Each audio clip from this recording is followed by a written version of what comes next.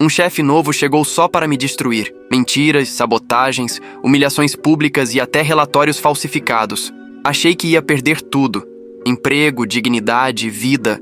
Mas eu decidi lutar. Ele me olhou nos olhos e sorriu antes de dizer que eu estava acabado, sem razão nenhuma. E aquele sorriso ficou cravado na minha pele como uma ordem de morte. Fui convocado para a sala de RH com uma mensagem simples e fria. Precisamos conversar sobre o seu desempenho. Aquilo veio como um soco. A notificação no meu e-mail às 9h12 de uma terça-feira comum, enquanto eu tomava o café frio que sempre esquentava com medo das contas no fim do mês. A sala de reuniões era pequena, luz fluorescente acima, aquele cheiro de café requentado e desinfetante que todo escritório ostenta como identidade. Ar-condicionado que não parava nunca, cadeiras com estofado gasto. Quando entrei, o meu novo chefe estava lá, encostado na janela, olhando a cidade como se fosse dele. Do lado, a analista de RH que eu conhecia só de e-mails me recebeu com um sorriso que não alcançava os olhos. Precisamos conversar sobre seu desempenho, repetiu a analista, apontando para a mensagem. O novo chefe sorriu de novo, mas agora havia lá algo predatório, como quem descreve o momento de dar o bote. A primeira acusação foi vaga, como uma nuvem tóxica. Você tem perdido prazos, temos registros que mostram atrasos recorrentes. Eu tentava entender. Meus prazos? Eu era a pessoa que sempre respondia nos finais de semana quando a equipe pedia ajuda. Conhecia cada linha de código, cada planilha, cada reunião às 7h da manhã. Senti um frio subindo pela coluna. O ar parecia pesar. A voz dele era baixa, cortante. Eu não consigo confiar no seu trabalho. Como assim? Me diga qual projeto, por favor. Não precisa. Temos coisas documentadas. O que me pegaram de surpresa foi o tom. Não perguntavam por detalhes, jogavam a sentença. Era como se eles já tivessem preparado a justificativa e só precisassem que eu assine a sentença com meu olhar aterrorizado. No caminho de volta ao meu cubículo, minhas mãos tremiam tanto que derrubei a caneca. O líquido quente espalhou-se e pingou no teclado. Trabalhava lá há 5 anos. Meus pais perderam metade da aposentadoria quando eu era jovem. Eu sustento minha mãe, ajudo meu irmão que faz cursos à noite. Perder esse emprego era perder tudo o que montei com tanta dificuldade. Pensei nas contas que viriam, no aluguel, no supermercado, nas escolas. Senti um nó no estômago que ninguém no prédio entenderia. No dia seguinte comecei a documentar tudo. Foi uma decisão rápida, quase automática. Abrir pastas, salvar e-mails, copiar mensagens de Slack, anotar horários. Eu sabia que se fosse pego desprevenido, seria esmagado como se fosse uma formiga. Aquela sensação de perseguição, de que um homem sorridente poderia destruir sua vida com frases vagas, me fez agir com a urgência de alguém com a água no pescoço. O primeiro episódio que contei para mim mesmo como repulsivo aconteceu durante a apresentação do Projeto X. O novo chefe entrou na sala, interrompeu minha fala e, em frente ao cliente, disse que eu não entregara a pesquisa de mercado. Os rostos se voltaram para mim como lâminas. Eu disse: mas eu entreguei o relatório na sexta às 18h. Não consta nos nossos arquivos. Lágrimas de vergonha vieram na hora. Eu escutei risos baixos no fundo da sala. A sensação de frio, o ruído do ar-condicionado mais alto que o resto. Depois de horas de puxar o e-mail, com a ajuda de uma colega, achei o PDF no meu envio automático, com carimbo de hora e tudo. O chefe fingiu surpresa, sutil, como se fosse a primeira vez que descobria uma falha minha. Naquele dia aprendi que tecnicamente provaria que eu estava certo, mas emocionalmente já estava marcado. Voltei para minha mesa decidido: salvar tudo. Passei a encaminhar para meu e-mail pessoal cada tarefa, cada cronograma. Tirei prints das conversas no chat, gravei, com o celular escondido, porque não confiava nas gravações corporativas que insistiam em não ter registro. Pequenas notas de áudio apenas para lembrar. Havia algo que me assustava ainda mais. Eu via como o chefe manipulava o ambiente para parecer razoável. Subtil, ele trocava fatos de lugar, mudava datas em conversas, fazia perguntas para outras pessoas que deixavam espaço para ele pronunciar as tais provas. O segundo episódio repulsivo veio quando tentaram me isolar. O chefe começou a remarcar reuniões, a deixar fora do loop mensagens cruciais. Uma tarefa crítica para um cliente estratégico sumiu da minha agenda e apareceu na de outro colega, sem qualquer explicação. O projeto falhou parcialmente e a culpa veio para mim, via e-mail formal com cópia para o RH. Me senti traído por pessoas que eu considerava colegas. Alguns evitaram meu olhar, outros fingiram que não sabiam de nada. A atmosfera do escritório tornou-se parecida com um tribunal, exceto que não haviam jurados neutros. Só havia o poder e a vítima. Eu comecei a perceber que aqueles gritos surdos, pequenos sussurros, eram armas. Foi um domingo frio quando, sentado no sofá, respondi com 4 mensagens curtas e cirúrgicas para o time e anexei tudo aos meus arquivos. A partir dali, eu não me permitiria ser surpreendido de novo. Memórias da minha vida fora dali me perseguiam e aumentavam tudo. As noites estudando para pagar uma certificação, a conta médica da minha mãe que eu parcelava, o medo constante de que um erro do trabalho desencadeasse uma queda em cadeia que arruinasse nossa pequena estabilidade. Era mais do que ego, era responsabilidade. Essa lembrança me deu combustível para não me curvar. O chefe continuava. Começou a plantar relatos falsos sobre meu comportamento no Slack, mensagens de tom agressivo, reclamações inexistentes. Era incrível a capacidade de alguém de alterar a percepção coletiva. Quando confrontei a pessoa com quem supostamente tive troca áspera, a resposta foi confusa, como se tivessem sido induzidos à lembrança errada. Você falou isso comigo? Não lembro de forma tão agressiva. Olha o print que o Marcos mandou. Marcos, eu não conheço esse print. A sensação de ver sua reputação sendo corroída por uma entidade que você não compreende é uma das experiências mais repugnantes que vivi. Decidi procurar aliados. Falei com a colega do meu início a que me ajudou a encontrar o PDF. Ela ouviu, com olhos arregalados. Ele faz isso com todo mundo? Não com todo mundo. Só com quem representa a ameaça, com quem é visto como competente demais. Você tem provas? Tenho e-mails, tenho conversas, não estou sozinho nisso. Ela se juntou a mim na documentação. Outro colega, um júnior, me contou que o chefe havia pedido explicitamente que ele não compartilhasse relatórios comigo, alegando que minha área estava sendo reestruturada. O júnior parecia envergonhado. Eu percebi que a humilhação pública que me aplicaram servia também para calar outros. O terceiro episódio repulsivo ocorreu numa reunião em que o chefe me acusou, diante de 5 pessoas, de ter vazado dados confidenciais para um fornecedor. O tom dele era teatral, com o olhar de quem sustentava a audiência. Eu me lembro do calor subindo, o gosto metálico na boca. Respondi, tentando manter a voz firme. Isso é mentira! Tenho histórico desde a primeira versão do dado, ninguém fora da empresa teve acesso. Temos indicativo. Mostre, eu quero ver. Não posso compartilhar as evidências agora. Eles inventavam critérios. Era assustador como o objetivo não era provar, mas empurrar a narrativa. Ninguém ali teve acesso a arquivos externos. Eu guardei a defesa com cuidado.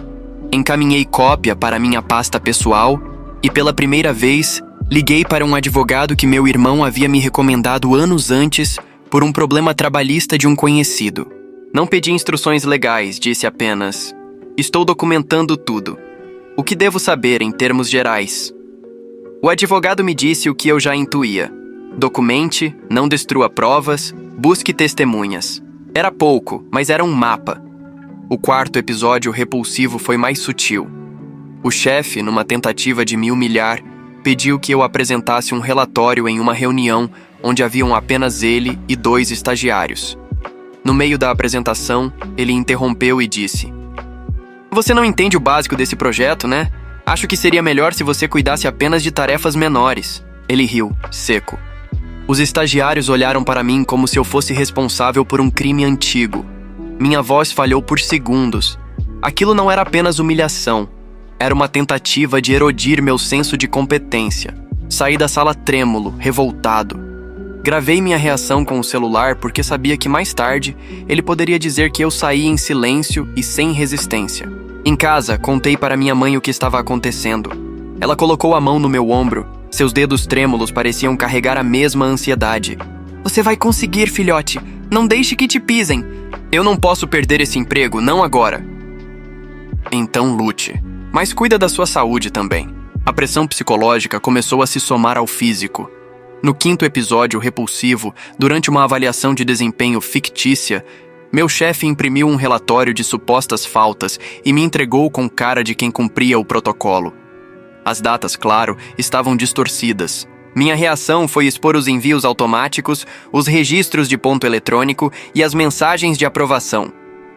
A sala ficou em silêncio por alguns segundos desconfortáveis.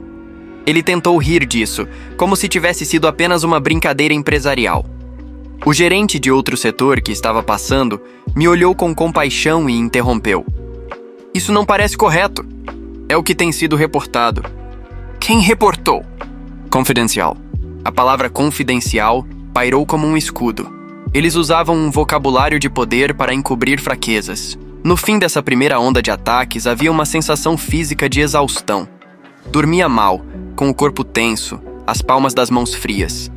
Um episódio repulsivo adicional aconteceu quando, depois de eu ter conseguido provar que entreguei um relatório, o chefe fez questão de chamar outra reunião apenas para dizer que o problema era de comunicação, sem pedir desculpas. Ele deixou claro, com um sorriso frio, que a intenção não era reparar um erro, mas mostrar que o controle estava com ele. Isso me deixou nauseado. A justificativa era sempre menor do que o dano causado. Comecei a inventariar testemunhas, a colega que salvou o PDF, o júnior que fora isolado, o gerente que interveio. Anotei quem estava onde em cada cruciais momento. Anexei prints. Minha estratégia naquela hora era simples: força pela verdade. Eu não poderia concorrer numa guerra de carisma. A arma deles era o ambiente, o silêncio, a manipulação. Minha única saída era provas, e eu ia usar cada uma delas. O ar do escritório, as luzes, o cheiro do chão encerado, tudo me lembrava que ali se decidiam vidas. Não era uma metáfora, era literal. O chefe respondeu às minhas ações com uma nova tática. Começou a gerar relatórios de performance falsos, com avaliações inventadas por ele, com métricas ajustadas para parecer que eu tinha caído. Quando pedi acesso a essa documentação, disse-me que era confidencial, processo interno. A sensação de estar diante de uma máquina burocrática que se auto-justificava era sufocante. Pensei que meu próximo movimento seria confrontar o RH com as minhas provas, mas precisava ser estratégico. Os documentos dele podiam ser apresentados como verdades, e se eu atacasse de forma intempestiva, poderia parecer paranoico. No final do mês, recebi um e-mail do RH. Precisamos marcar uma reunião para discutir seu desempenho. A frase me trouxe de volta ao diálogo inicial, como se vivêssemos um loop. Agora, no entanto, eu vinha armado com provas e testemunhas. A cada passo, sentia crescer a certeza de que, para quem tem poder, estabelecer uma narrativa falsa é uma arma tão eficiente quanto uma adaga. E para quem não tem, a verdade é a única armadura. Mas eu ainda não tinha ideia do quanto eles iriam afundar para tentar me derrubar, e não sabia que estaríamos no futuro próximo a ponto de ver o próprio RH hesitar e depois virar-se contra o chefe. Aqui termina a primeira parte da minha confissão, ainda quente, ainda com o hálito da luta, e já com a sensação de que o pior estava apenas começando. Quando eu achei que o chefe já tinha esgotado todas as formas de me degradar, ele encontrou outras que eu nem imaginava possíveis. A cada dia, o ar do escritório parecia mais pesado, como se o teto estivesse prestes a ceder por tanto veneno concentrado. Eu passava a mão na testa e sentia o gosto salgado da adrenalina e da raiva. Era revolução e luto ao mesmo tempo. O sexto episódio repulsivo, que eu não contei antes, aconteceu numa reunião em que eu apresentaria um cronograma de entregas para um cliente que já estava começando a confiar na gente.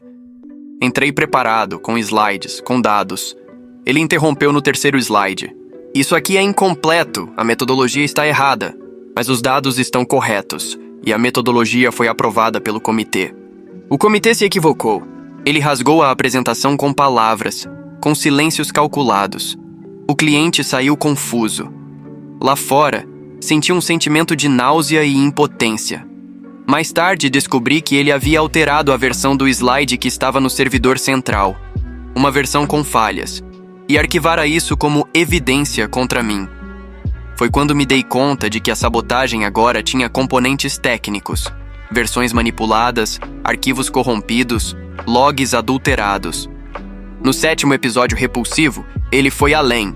Entrou no sistema e mudou a propriedade de um arquivo crítico para o nome de um subordinado que ele sabia que era vulnerável à chantagem. Quando confrontei esse subordinado, ele chorou. Lhe disse que se eu não fizesse, eu perderia minha vaga. Você fez isso? Não tive escolha.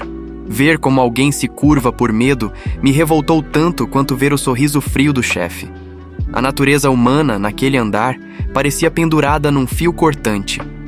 Eu percebi que aquele homem não agia sozinho. Criava microclimas de pavor para que os outros servos se tornassem cúmplices. O 8º episódio repulsivo foi quase teatral em sua repugnância. Numa apresentação pública, ele apresentou um relatório de performance com gráficos que me colocavam como desviante, com uma curva de produtividade que caíra misteriosamente. Os olhos do CFO passaram sobre mim como se eu fosse um objeto suspeito. Alguém no final da sala bateu palmas sarcasticamente. O som me pareceu explosivo. Eu respirei fundo e disse com voz cortada: "Posso mostrar os logs? Tudo está registrado. Isso não é necessário agora." A frase foi uma sentença. Mas eu já tinha backup fora do servidor. Eu já tinha guardado cada versão, cada e-mail, cada aprovação. Eu mostrei a uma pessoa de confiança, em particular, e essa pessoa passou a me observar com uma mistura de medo e solidariedade. Elas existiam, essas pessoas, testemunhas com nervos à flor da pele. No 9º episódio repulsivo, ele lançou um boato maldoso no corredor. Dizia que eu reclamara do salário em frente a um cliente. Uma mentira grotesca. Uma colega ouviu e, na hora, hesitou em convidar-me para um novo projeto. A traição silenciosa é escarrada em pequenas atitudes, olhares que se desviam, convites que não vêm mais. A língua da fofoca era a ferramenta preferida dele porque ela corrói sem deixar rastros técnicos, só corações partidos e reputações arruinadas. Eu comecei a notar sinais estranhos nos sistemas. Reuniões desapareciam do calendário, arquivos tinham permissões revogadas sem explicação. E quando falava com o suporte de TI sobre um log, a resposta vinha depois de horas. Isso era calculado. O pessoal de TI evitava entrar em conflito com o chefe porque ele controlava orçamentos e promoções. Isso tornava a batalha desigual.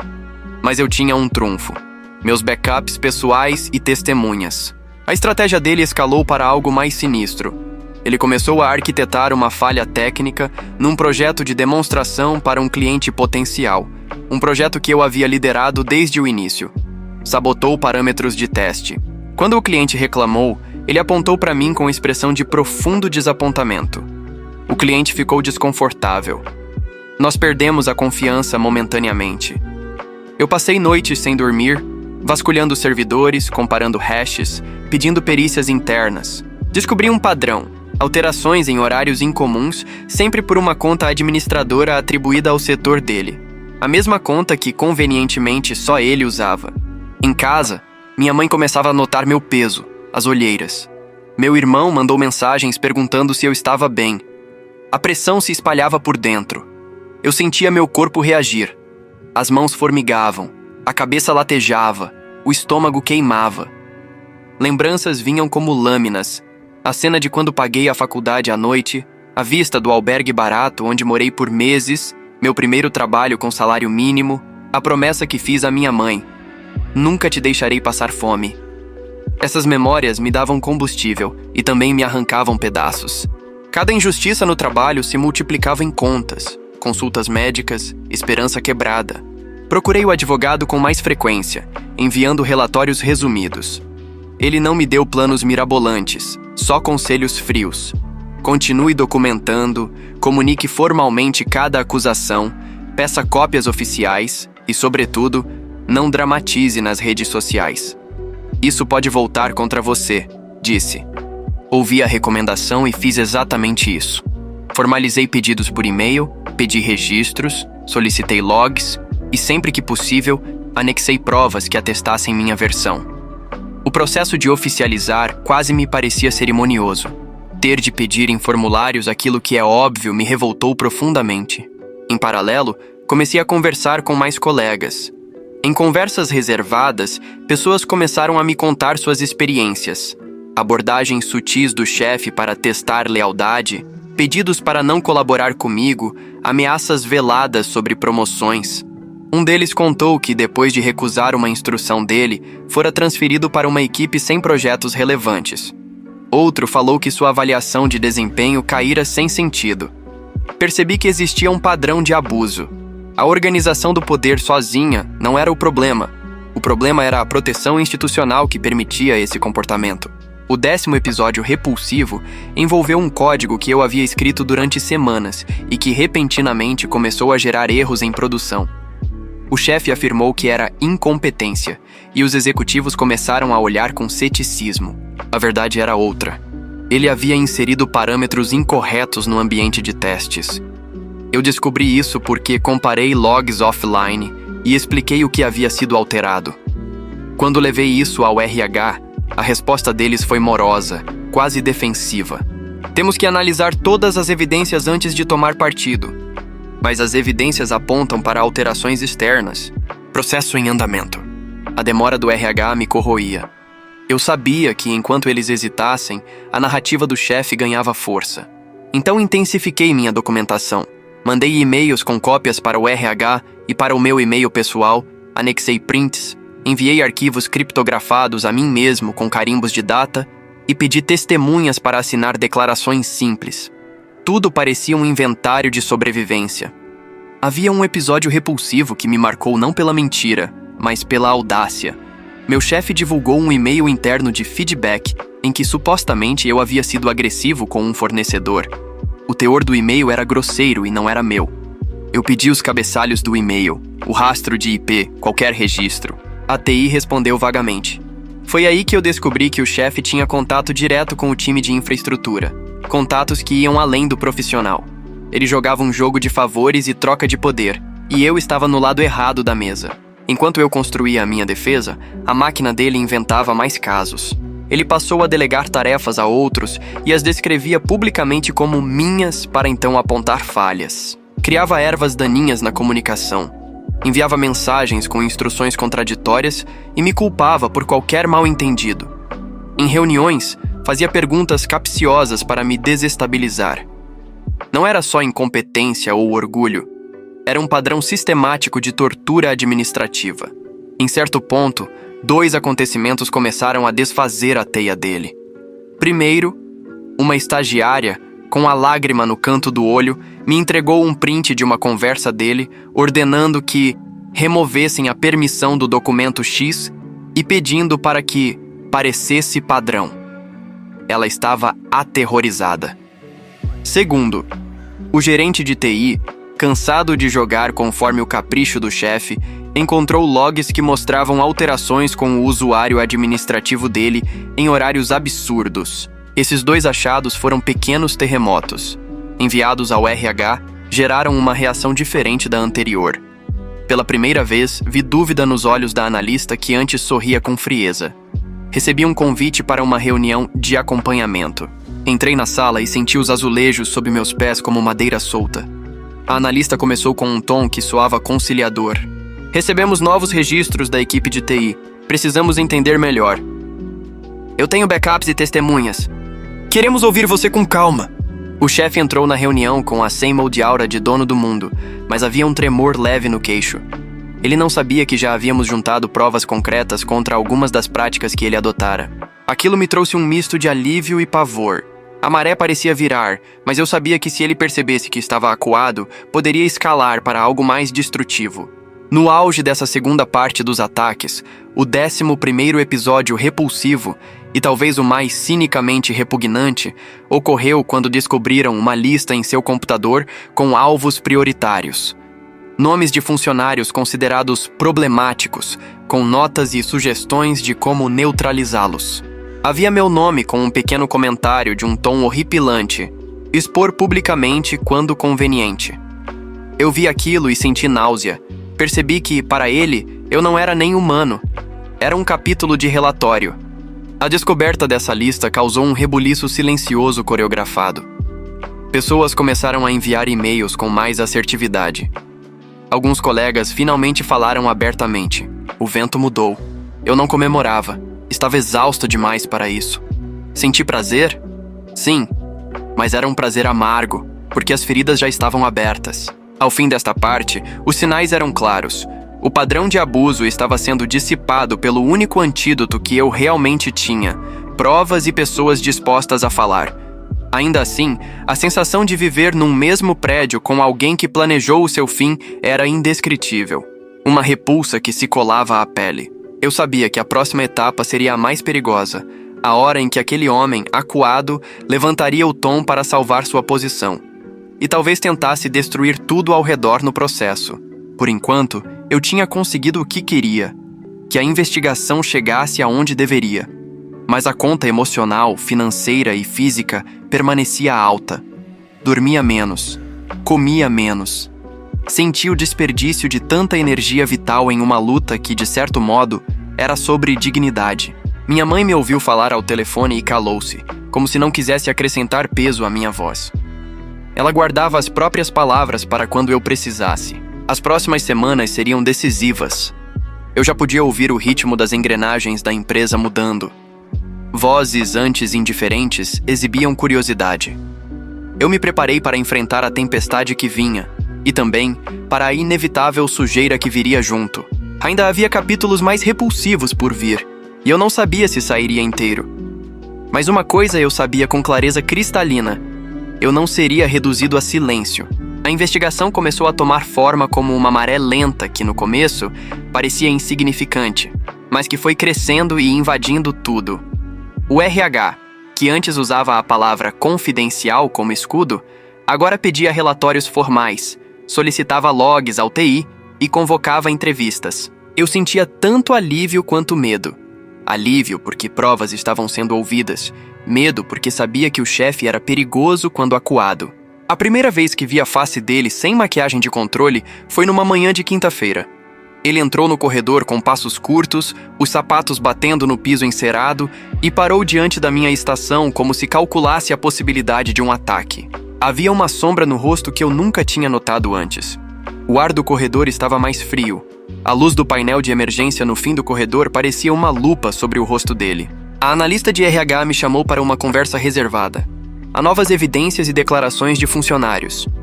O que exatamente vocês descobriram? Preferimos te ouvir antes de qualquer decisão. Sentei e respirei. Senti o gosto metálico de nervos. Quando contei tudo, fui claro, direto. Entreguei cópias físicas, encaminhei arquivos criptografados e disponibilizei testemunhas. Falei sobre as alterações de arquivo, sobre o e-mail falso, sobre a lista de alvos prioritários. A cada documento colocado na mesa, senti um peso saindo do peito e outro entrando. A necessidade de relembrar as humilhações para provar que eram reais. No primeiro momento, o RH tentou reduzir o escopo. A empresa não age com base em rumores. Mas as evidências não eram rumores, eram rastros digitais, confirmações de colegas, mensagens internas com instruções perturbadoras. Uma estagiária assinou uma declaração. O gerente de TI imprimira logs com timestamps que não deixavam margem para dúvida. O que era repugnante na construção do chefe agora se tornava comprovável. Ele reagiu com ira contida. Em uma reunião onde o RH decidiu ouvir meu lado e o dele, senti a tensão cortando o ar. "Isso é uma campanha contra mim!" ele vociferou. "Estamos apenas coletando fatos. Você não tem provas concretas." "Temos registros." Quando o RH mostrou numa tela um dos logs e-mails forjados, seu rosto mudou. Não foi um vulgar ataque, foi um colapso profissional. Os assessores dele começaram a se afastar, como se o calor emanado pelo escândalo os queimasse. Foi um espetáculo desagradável. Um homem que construiu seu poder sobre pequenas corrupções sendo desfeito por registros de uma máquina que ele pensou dominar. O 12º episódio repulsivo, o último grande golpe que ele tentou desferir, veio quando ele apresentou uma queixa formal alegando que eu havia violado o código de conduta da empresa digitalizando informações sensíveis para me proteger.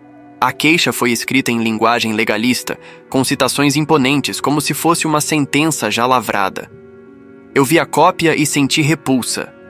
Ele usou o vocabulário do poder para disfarçar sua vingança. "Você copiou arquivos sensíveis para seu e-mail pessoal?" perguntou a analista. Eu guardei cópias das minhas entregas e comunicações para me resguardar. "Isso é permitido em situações de investigação." "Então verifiquem os registros." TI e RH cruzaram cabeçalhos de e-mail, compararam IPs, verificaram servidores. Resultado: tudo que eu tinha era minha própria defesa. Nenhuma transferência externa, nenhum vazamento. A mente do chefe trabalhara para transformar prudência em crime. Mais uma vez, A técnica de criar evidências falsas quase funcionou, se não fosse a existência de backups e de profissionais éticos dispostos a olhar além do brilho da hierarquia. Em paralelo à investigação formal, ele intensificou as jogadas sujas. Tentou aliciar um colega com uma promoção em troca de um depoimento falso. Ofereceu oportunidades para que subordinados assinassem documentos que não refletiam a realidade dos fatos. Foi triste ver quanta gente, por medo ou por ganho, foi capaz de pensar em trair a verdade. Minha mãe ligava à noite e eu ouvia, entre as palavras dela, aquele tremor familiar. Preocupação. Às vezes a linha caía antes de terminar a frase. Eu sentia que cada queda era um lembrete do que estava em jogo. No intervalo das audiências, eu comia qualquer coisa, às vezes uma maçã, às vezes pedia comida pelo app, mas nunca o sabor era o mesmo. O corpo respondia com exaustão, pescoço tenso, ombros bloqueados, zumbido constante nos ouvidos. Houve um episódio repulsivo pequeno, quase cinematográfico, que ficou na memória. Numa manhã, ao abrir minha caixa de correio física, sim, aquela velha caixa, havia um envelope sem remetente com uma foto minha dentro, tirada de longe com a legenda manuscrita. Cuidado. A sensação de ser observado era visceral. Denunciei a segurança, que disse que faria controle de acesso, mas a violência psicológica daquele bilhete não tinha resolução digital. Era a marca de um stalker institucional. Um aviso. Ainda tenho poder para assustar você. A investigação avançou e os resultados foram inevitáveis. O chefe recebeu uma suspensão preventiva enquanto se apuravam as faltas. A notícia percorreu os corredores como um vento frio. Algumas pessoas me olhavam com pena, outras com admiração contida, poucas com raiva real por terem sido cúmplices. A empresa, para se proteger de processos, iniciou um procedimento disciplinar robusto. Vários documentos e e-mails foram anexados ao processo e as testemunhas foram chamadas. Ao ser afastado, ele tentou uma última cartada. Em uma ligação gravada que veio à tona, ele falou, em tom possivelmente acreditando-se amparado pelo tom privado, sobre livrar-se de problemas. A gravação, obtida por um funcionário que decidiu finalmente agir, foi entregue ao comitê. Ouvi-la foi como entrar num quarto com a luz acesa e ver toda a sujeira. A indignação se misturou com uma sensação mórbida de justiça. A decisão final do comitê foi disciplinar. O chefe foi desligado em caráter definitivo, mas com severas ressalvas contratuais e uma nota que falava em rescisão por conduta incompatível com os valores da empresa. A linguagem era técnica, distante. Havia, porém, um alívio herdado pela palavra definitiva. Ele foi afastado sem pompas, levando consigo apenas o que destruíra de reputação e pouco mais. A empresa divulgou uma nota interna sobre compromisso com integridade e iniciou mudanças nas políticas de controle de acessos e auditoria de logs. Houve, claro, uma reunião de resolução, aquela cerimônia administrativa que tenta colar band-aids onde houve fraturas profundas. O RH organizou uma sala, distribuiu café, serviu um bolo seco e disse palavras cuidadosas. Queremos reconhecer que errou e pedir desculpas. Sinto muito por todo o sofrimento causado. Vamos reparar o que for possível. Ele, em público, tentou comemorar bem-estar e responsabilidade. A sensação que me deu foi de que tudo havia sido lavado com palavras e pouca substância. A analista de RH falou com um tom que transparecia incômodo e admitiu.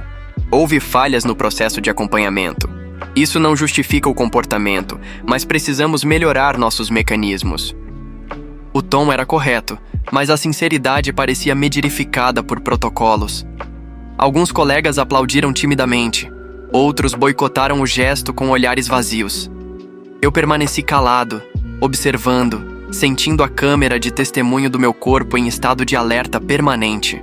Voltar a trabalhar no mesmo prédio trouxe um pós-choque que ninguém me avisou. As pessoas falavam comigo com cuidado. Algumas vezes passavam por mim e fingiam que nada acontecera. Havia um vácuo de normalidade. O ambiente agora tinha cicatrizes visíveis. Regras novas, controles e aquela tensão branda, uma espécie de vigilância mútua. Meu salário continuou, graças a contratos e a provas robustas.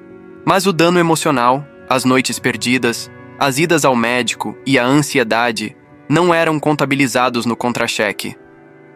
Fui informado de novas políticas de TI, trilhas de auditoria reforçadas, treinamentos de conduta e canais de denúncia. A empresa prometeu acompanhamento psicológico e eu aceitei algumas sessões porque sabia que precisava. A terapia me ajudou a entender que a luta deixou marcas reais: medo da autoridade, sensação de desconfiança, reações físicas quando alguém falava com um tom parecido com o do ex-chefe. Os relatos dos colegas seguiram surgindo nas semanas seguintes, como uma coleção de cicatrizes que precisavam de ar para sarar. Uma antiga subordinada do chefe me contou que havia perdido 2 empregos por conta das manipulações. Um gerente confessou que havia ignorado sinais por medo de retaliação. A dimensão do dano era maior do que eu imaginara quando comecei a guardar e-mails em pastas escondidas. Essa história não teve nenhum final épico digno de filme. Não houve desfile triunfal nem recompensa milionária. O que houve foi uma série de pequenas decisões que, somadas, impuseram limites ao abuso. Minha decisão de documentar compulsivamente, a coragem de colegas que quebraram o silêncio, o trabalho ético de profissionais de TI, a presença do advogado que me orientou quando precisei. E, claro, a persistência de um processo institucional. Falho, talvez, mas capaz de mudar rumo quando pressionado. Houve momentos depois em que eu me pegava olhando pela janela do mesmo prédio, vendo pessoas que eu conhecera por anos, imaginando como reagiriam se o cenário se repetisse. Também entendi que o sistema favorece a narrativa do poder até que alguém prove o contrário. A lição mais cruel foi perceber que o silêncio é cúmplice. Aprendi lições duras que quero agora colocar num fio direto, sem floreios. Documente tudo. Cada e-mail, cada mensagem, cada entrega. Faça backups regulares, tenha testemunhas. Não deixe que palavras vagas se consolidem sem questionamento. Se puder, procure aconselhamento jurídico cedo. Não para litigar de maneira imprudente, mas para saber seus limites e garantias. Faça registros formais ao RH sempre que notar abuso, mesmo que pareça inútil. O trâmite institucional é lento, mas serve de trilho para quando for necessário. Também aprendi que nossa saúde mental é parte do patrimônio que mais facilmente se perde numa briga assim. Cuide dela. Busque terapia ou grupos de apoio. Não deixe o trabalho aniquilar o resto da sua vida. Lembrei das noites em que eu estudava para ter um diferencial, dos boletos que apertavam o pulso, da promessa à minha mãe.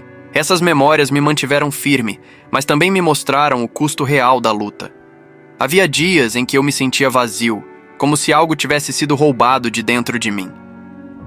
Não sei quando exatamente recuperei a confiança plena. Talvez nunca totalmente, mas aprendi a me reconstruir com fragmentos de prova e memórias do que sou capaz. Se você estiver lendo isso e vivenciando algo parecido, saiba que a vergonha não é sua, a culpa não é sua. Pessoas com poder podem manipular sistemas e corações. Expor não é uma vingança, é um ato de proteção. E por mais que o processo seja custoso, a verdade tem meios de vir à tona quando há documentação e aliados. No fim, a empresa mudou políticas, o chefe foi afastado, o clima no andar melhorou um pouco, mas o resíduo emocional permaneceu. Às vezes me pego revivendo as pequenas humilhações e sinto um aperto no peito. Ainda há colegas que evitam meu olhar, talvez por culpa, talvez por medo de se envolver. E há o aprendizado prático. Nunca mais confiarei cegamente em estruturas que não auditam seu próprio poder. E quando penso no que tudo isso me deixou, nas noites sem sono, nas consultas médicas, no medo das contas, eu digo com sinceridade crua, valeu a pena lutar. Não porque ganhei um troféu, mas porque impedir que um homem usasse de abuso institucional para destruir vidas me fez sentir que havia colocado um limite. Esse limite salvou outras pessoas. Por fim, há uma imagem que ainda não sai da minha cabeça. O rosto dele, o sorriso predatório, a certeza naqueles olhos como se já me tivesse condenado. A última cena que guardo é essa mesma do começo, agora ressignificada por tudo que aconteceu. E eu termino aqui com a mesma frase com que comecei, não como pretexto, mas como cicatriz que me lembra por que lutei. Obrigado por assistir até o final. Não se esqueça de deixar o seu like, comentar e, claro, se inscrever no canal.